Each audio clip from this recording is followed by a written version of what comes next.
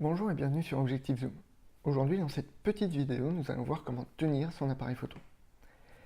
Tenir son appareil photo peut être un véritable défi pour celui qui ne sait pas trop comment s'y prendre. Nous avons de tout. Nous avons du compact, du bridge, de l'hybride et du réflexe.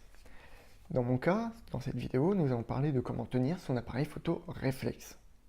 Néanmoins, je vais essayer de vous montrer, via mes appareils, comment tenir tout type d'appareil photo. Comment tenir un appareil photo réflexe? Eh bien en fait, nous avons sur ces types d'appareils une poignée qui se situe à droite.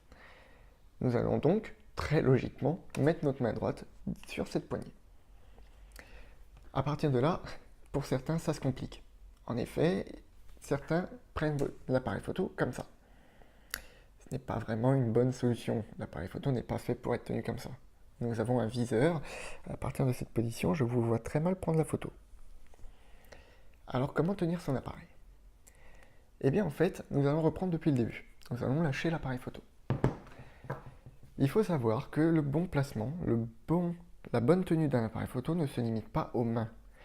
Elle se généralise sur tout le corps. Nous allons donc, premièrement, bien placer nos pieds. Nos pieds ne doivent pas être côte à côte. Nos pieds doivent être légèrement décalés.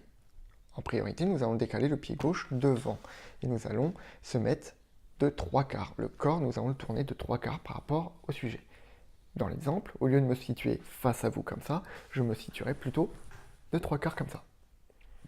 À partir de cette position, mes pieds bien posés, mon corps dans la bonne direction, je vais prendre ma main gauche. Ma main gauche, je vais la mettre vers le haut. Pouce vers la gauche et le reste des doigts vers la droite. Je vais prendre mon appareil photo et je vais venir le poser sur ma main. C'est ma main gauche qui tient l'appareil photo. Je tiens donc fermement mon appareil par l'objectif.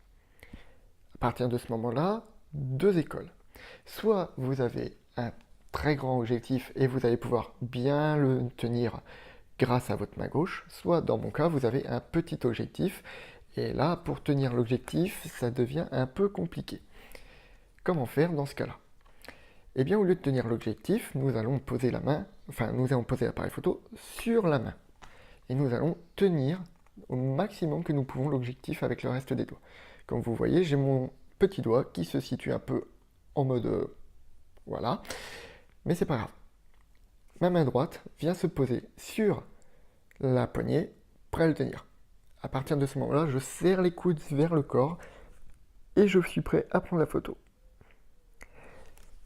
Voici comment prendre une photo en mode paysage, mais maintenant en mode portrait. Vous savez, l'appareil photo peut se tenir comme ceci ou comme cela.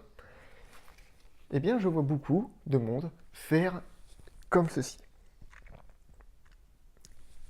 Et c'est pas une mauvaise chose, parce qu'en fait, j'ai vu et j'ai entendu un peu de tout.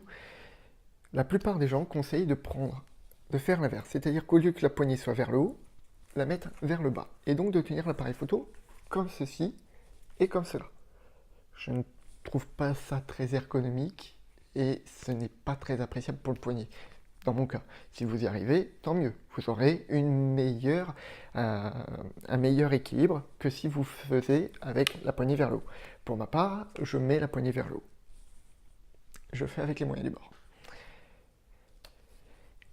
Maintenant, nous savons comment regarder en mode paysage et en mode portrait dans le viseur.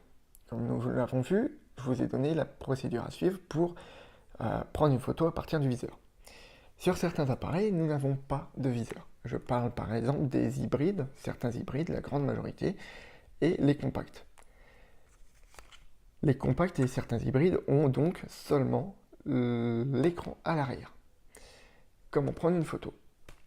Eh bien en fait c'est tout simple. Vous vous souvenez, au démarrage, je vous ai dit de ne pas tenir votre appareil photo comme ça. Et bien sur ce genre d'appareil qui ne possède pas de viseur, malheureusement il n'y a pas d'autre choix. Soit vous allez le tenir à une main, soit vous allez le tenir fermement avec deux mains. Mais au lieu de coller l'appareil à votre œil, vous allez l'éloigner de façon à voir au viseur. Comment être stable dans ce cas? Généralement, les appareils photo sont vendus avec une courroie. Courroie, vous savez qu'on met généralement, mais qui ne sert pas vraiment pour son utilité. Disons que nous laissons juste l'appareil photo suspendre au-dessus de notre cou, comme ça, pour éviter de l'avoir au bras. Et bien sachez que grâce à cette courroie, vous allez pouvoir stabiliser votre appareil photo quand vous n'avez pas de viseur. Vous allez passer votre courroie autour du cou et vous allez la tendre au maximum. Vous allez pousser votre appareil jusqu'à ce que la courroie ne vous permette plus d'aller plus loin. À partir de ce moment-là, vous allez garder cette force de façon à rester stable et vous allez pouvoir photographier tout en regardant dans votre écran. Vous avez cette option-là ou vous avez l'option d'acheter un petit accessoire qui vient se mettre devant l'écran et qui joue le rôle d'un viseur. C'est une sorte de petite chambre qui vient se terminer par un œilleton comme ça, de façon à poser l'œil dessus. À vous de voir. L'un ne coûte rien, l'autre coûte une dizaine, vingtaine, voire peut-être trentaine d'euros selon le modèle que vous allez choisir.